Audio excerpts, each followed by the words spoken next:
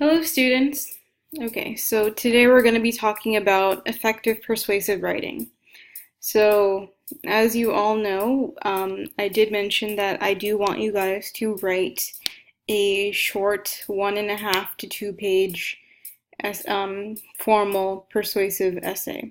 The reason for that is because I don't want to go just from our writing prompts, which are more creative, to straight to your final paper, which is going to be longer and in APA style, because it's going to be a big transition, so it's going to be hard if we don't ease into that a little bit. So keeping in mind for this essay, I'm not looking for you guys to have a title page or an abstract the way you typically would with APA. You will need that for your final, but for the purpose of your upcoming essay, I just need your citations and your references page to be in APA format. And the rest of the paper just needs to be written in a standard academic persuasive essay manner. Okay, so let's get started. Okay, so chapter 10 of your textbook is on effective persuasive writing, and I definitely recommend reading chapter 10 of your textbook as well, so that you can easily get more information on different techniques and so on. But basically, in order to make your persuasive writing effective, there are a few things you need to do.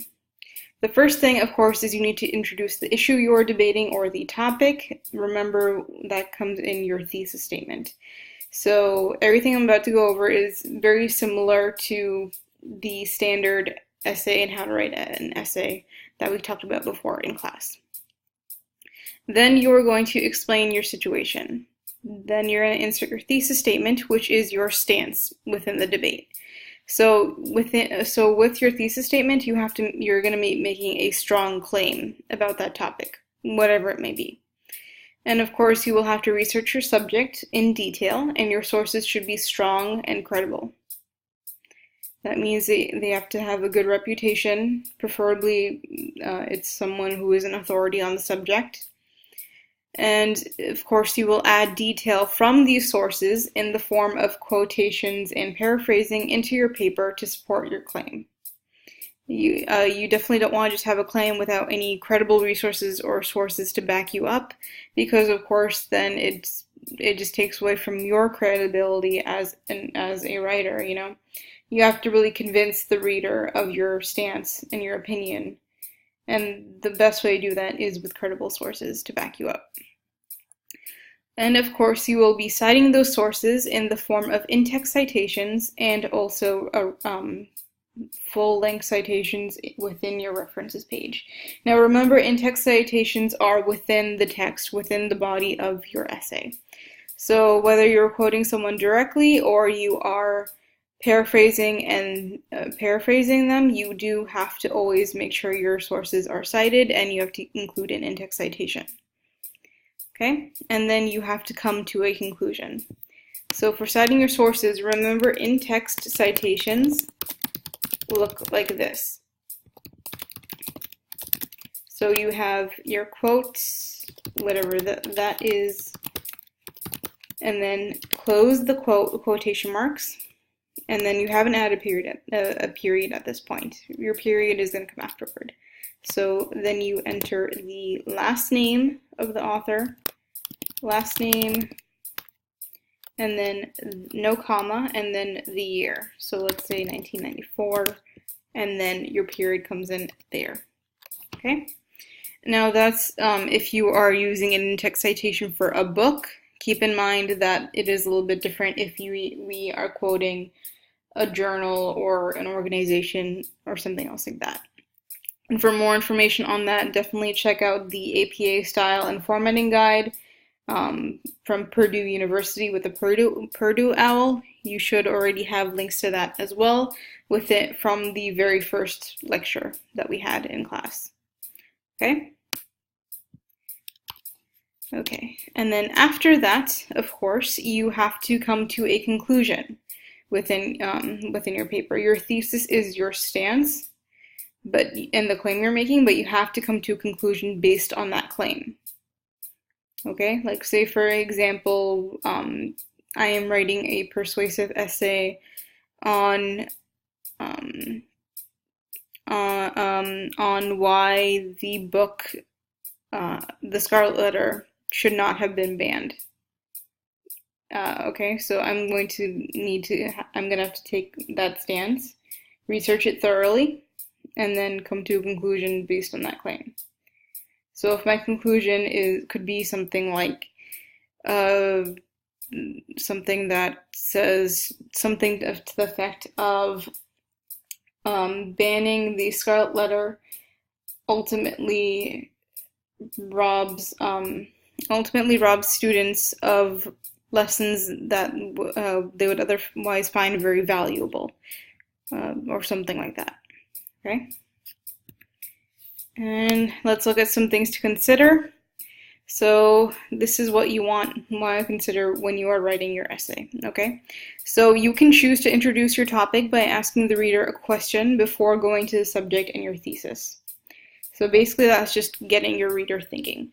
And an example of that is we can say, how is quality of life affected when comatose patients lose autonomy over their bodies? So you could ask the reader that.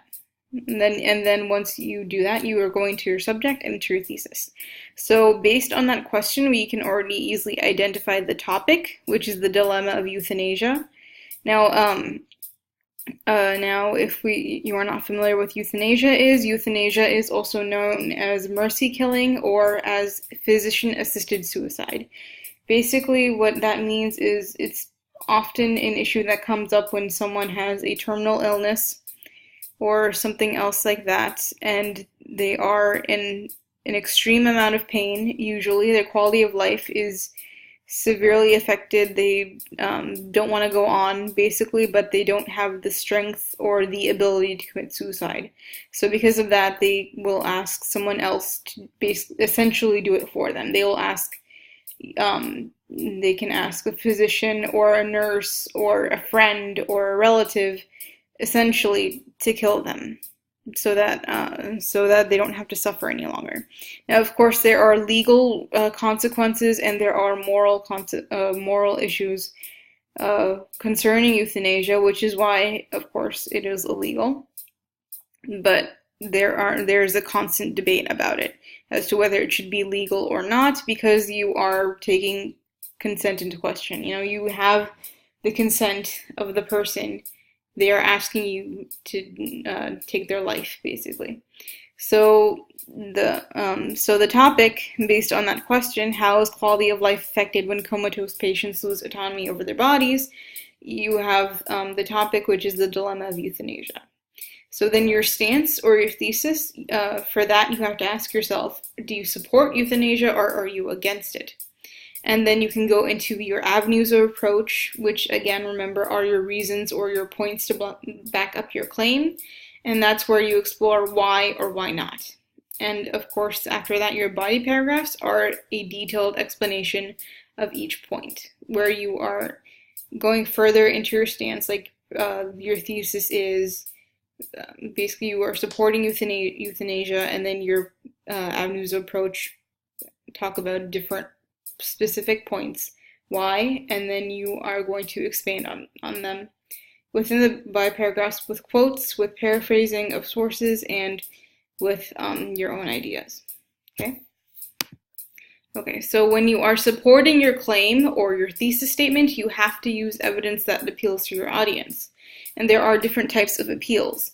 So the different types are ethical appeals, which are ethos, which are used to persuade the reader that you are a credible writer. Basically, that you should be believed, and what you are saying makes sense. And then there are emotional appeals, which are pathos, which are used to persuade the reader by appealing to his or her emotions. So, for example, going back to our earlier example, if we're using ethos to be, you can use ethos to be against euthanasia, saying that ethically it is wrong to take someone's life, and take that decision into your own hands, regardless of whether that person is asking for it or not. And then pathos could be something like, Well, imagine if one of your own relatives was going through that, and they're going through that extreme amount of pain and suffering, and they just asked you to help them end it. Okay? And then there are logical appeals, which are known as logos. So logos is persuading the readers by appealing to their sense of logic with reasons, facts, statistics, and examples. Okay? And of course, for an academic paper, you are typically going to be focusing mostly on logos and ethos. Okay? Okay, so for using evidence, you want to make sure that you are being honest and fair. So one of the biggest issues within writing is that a lot of times even just in everyday life, people will pull quotes out of context in order to mislead the audience, which you definitely should not do. So an example of that is, say for example, there is a book that that an expert in their field has written on euthanasia, and the overall book itself is clearly pro-euthanasia. However, they might have one sentence in there that says something along the lines of morally there are concerns with euthanasia. Is the person who is asking for you to end their life in the right state of mind at that time because of the pain that they are suffering, and so on. So basically, if you pull that one sentence out and use it to support your claim that that people should be against euthanasia, that would be wrong. So if your overall source is pro one side, to take one line out and then use that to say, well, no, you should be against whatever that is, that would be, purposely misleading the audience, which should not be done ever. An exception to that would be, for example, if you pull quotes from both sides from the same author. Like, for example, you say that so-and-so clearly favors euthanasia, and then you pull quotes based on that argument. And then you go on to say, however, he himself or she herself admits that, and then you can insert that quote that talks about that morality, or the one that or whatever line that is that leans towards the other side. So in that context, you could say, yes, that this person normally supports this side, however, they themselves or are admitting that there is this perspective as well. Okay? And ideally, within your evidence, you want to acknowledge other stances on the issue, but without being disrespectful and without dismissing them. Basically, you want to be as neutral as possible while still, of course, supporting your own argument. So basically, don't be sarcastic. Don't try to undermine the other side, essentially is what I'm saying. And of course, you always want to cite your sources. And remember, for the purpose of this paper and all of your academic papers moving forward, you'll want to use APA style. Okay, so when you're thinking about persuasive writing, we can think about it almost as if we're talking about like a double stuffed Oreo. Okay, so there's that top cookie, then there's one layer of cream, the second layer of cream, and then your second cookie to close the cookie sandwich. Okay, so you're going to give your opinion, and then you're going to give a reason for having this opinion, and then you're going to explain more about that opinion, and then you're going to give an example that supports your opinion, and then again at the end or the conclusion, you're going to be restating your opinion. Okay? Now, when you are ending your essay, remember, when you are creating your conclusion and ending your essay, you want to do it effectively. So restate your thesis and summarize your main points. Not exactly the same way you did in the intro. Don't copy and paste and use the same exact text, but it should be your thesis and your main points. Okay? So you can include a call to action or encourage your readers to take action if it's appropriate, like, for example, encouraging them to read more into this subject or anything like that. Generally, for the purpose of this class and most of your academic writing, you don't really need to do that. That's more something that would work in op-eds or opinion editorials and so on. And of course, you want to make sure that you have presented sufficient evidence to support your claim, and make sure that you have made fair judgments about the issue. Again, the main thing is you need to be fair. So try not to, even though you are favoring one side, of course, and you are making an argument for that side, you still need to treat it fairly. Okay? Okay, so let's see. Okay, so when you are writing your paper, keep these things in mind. I want you to double space your paper as shown in class. If you have any questions on how to do that, just ask a classmate or and see if it jogs your memory. Because remember, we're looking with double spacing, we're looking for the space between the lines. And I want to be 1.5 to 2 pages in length. So because there's double space, that should be pretty easy to do. If it's a little bit over, that's fine. It just shouldn't be under the 1.5 pages. And it should be in a neutral font, such as Times New Roman, size 12.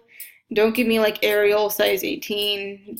Trying to get the paper longer, because that won't work. And then make sure you have a strong title, your name, the course number, which is GEC 101, and the date at the top. So remember that because this is an academic paper, you are not writing in first person. The first person perspective was acceptable and even encouraged for your previous writing prompts because they were so personal in nature. But this is academic, strictly academic. So no first person, no second person, no I, me, my, no you, your, etc. Third person perspective only is what is allowed for academic writing. And contractions are also not permissible in an academic paper. Contractions are basically just shortened versions of phrases we normally use. For example, isn't, let's, don't, won't, shouldn't.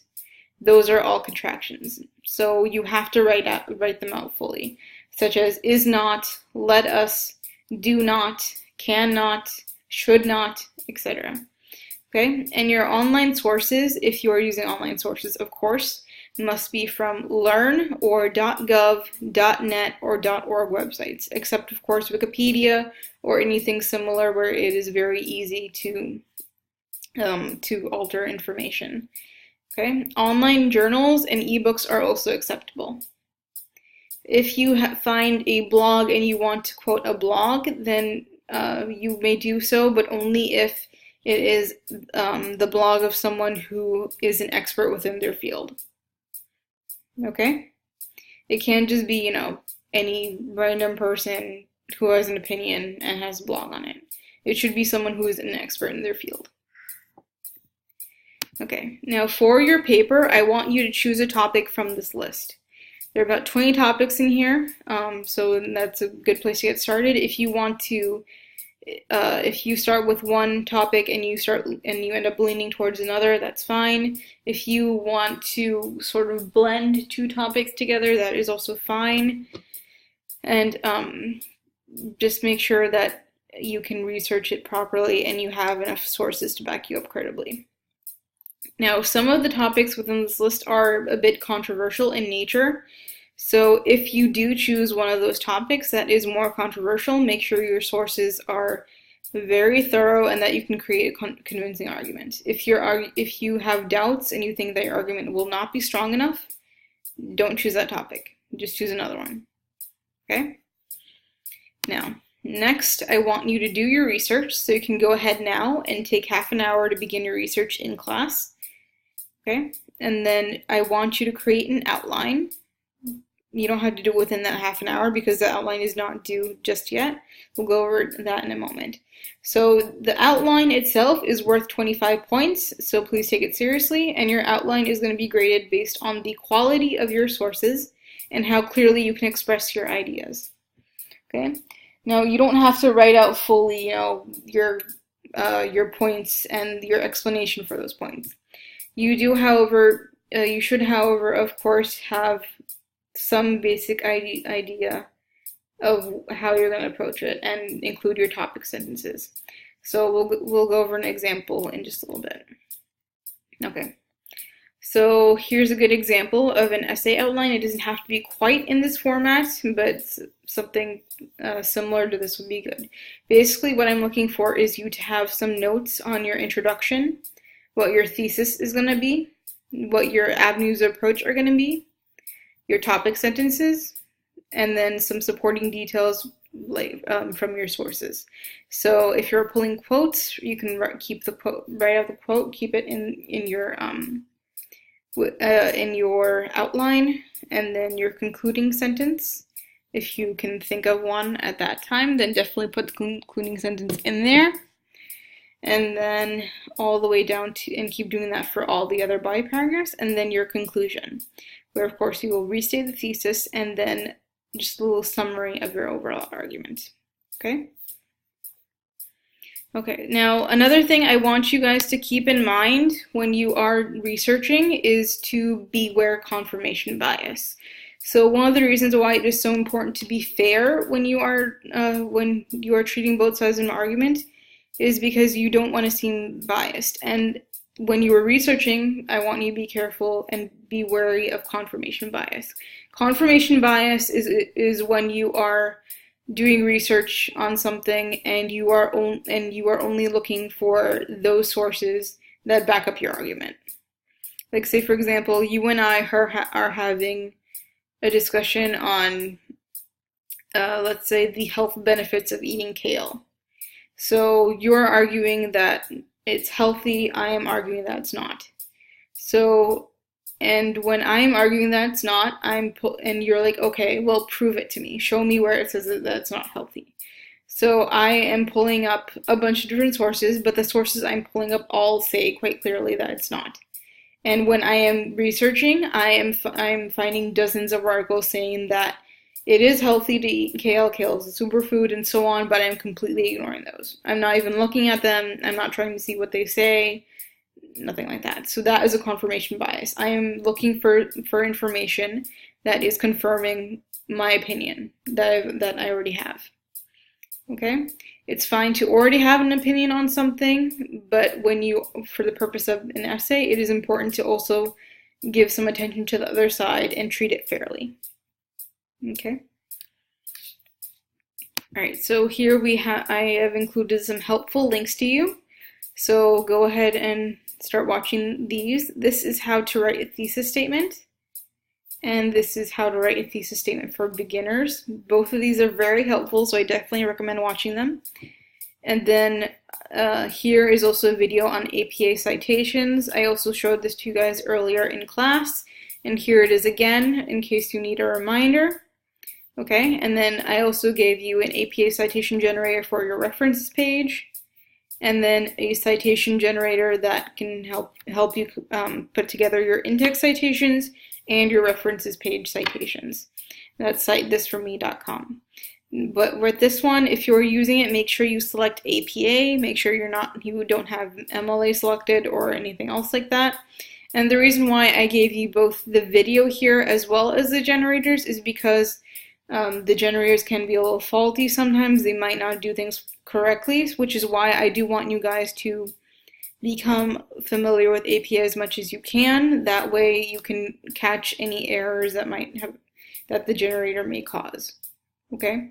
But of course I do understand that that APA is very complex, especially because there are so many different media to choose from. For example, journals, books, websites, etc. Everything is cited in a slightly different manner. So because of that, that's why I give you the generator, so it'll make things a little bit easier for you. Okay? And then there is this helpful video here on how to write an argumentative essay. I definitely recommend checking that one out as well. Okay, so next, once you have gone through all that, what I want you to do is refer back to the PowerPoint from our second class for more details on the parts of an essay and structure. Now that you already should have received, it should have been emailed to you by now, so you should be good to go with that. And then after that, I want you to start working on your outline, and I want you to submit it for approval and a grade by June 25th. Okay? And then once you are done with that, your first draft of your essay should be ready for peer review by July 2nd. Now, the reason why you have 2 weeks to write the outline and one week after that for the essay is because your main research will have been completed by the time your outline is ready. You should have a good idea of what your thesis is going to be. You should know what your avenues of approach are going to be, your topic sentences, and your sources and your conclusion. So after that point, and that point is just a matter of putting those ideas together and structuring them. Okay? And then once we have completed the peer review of your essay, you need to, of course, proofread, use Grammarly, and then make revisions. Once all of that is done and you are sure that you've done everything correctly and you have your in-text citations and your references page, then go ahead and submit the final draft of your essay in Connect by July 9th. Okay? Now, I don't have an assignment set up yet for the essay in Connect, just because it's not going to be ready yet until July 9th. Once we do get closer to that due date, I will make sure that that is up and ready for you guys. Okay, and after you are done working on your outline, remember only spend half an hour on it in class. Once you are done with that, go and Connect. You should have a grammar quiz that you need to finish, that you only have one attempt on the grammar quiz. Okay, so take your time on that. Make sure you are comfortable with your answers before you submit the quiz. And you also have a few other assignments as well. There's also a study module, and possibly something else as well. So just make sure you are keeping an eye on everything and staying on top of everything.